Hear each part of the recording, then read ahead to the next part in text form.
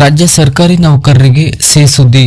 ಹೆಚ್ಚುವರಿ ವೇತನ ಬಡ್ತಿ ಮಂಜೂರು. ಸಿದ್ದರಾಮಯ್ಯ ಸರ್ಕಾರದಿಂದ ಮಹತ್ವದ ಆದೇಶ.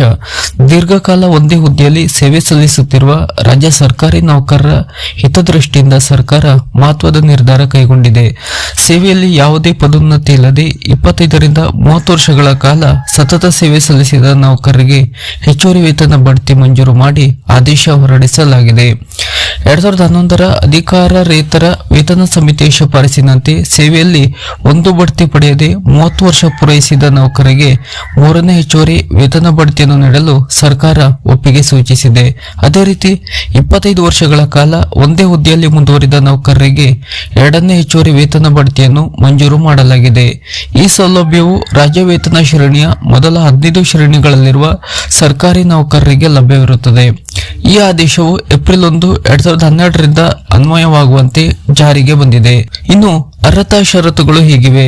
ಸೇವಾ ದಾಖಲೆ. ನೌಕರನು ತೃಪ್ತಿಕರ ಸೇವಾ ದಾಖಲೆಯನ್ನು ಹೊಂದಿರಬೇಕು.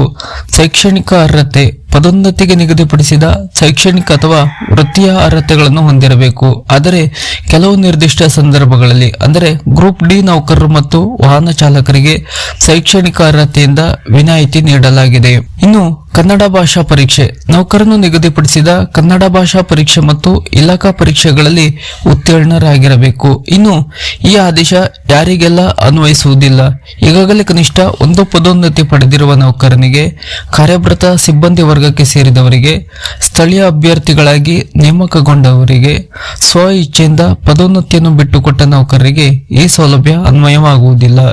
ಈ ಆದೇಶದಿಂದಾಗಿ ದಶಕಗಳ ಕಾಲ ಒಂದೇ ಹುದ್ದೆಯಲ್ಲಿ ಕಾರ್ಯನಿರ್ವಹಿಸುತ್ತಿರುವ ನೌಕರರಿಗೆ ಆರ್ಥಿಕವಾಗಿ ಹೆಚ್ಚಿನ ಅನುಕೂಲವಾಗಲಿದ್ದು ಅವರ ದೀರ್ಘಕಾಲದ ಸೇವೆಯನ್ನು ಗೌರವಿಸಿದಂತಾಗಿದೆ.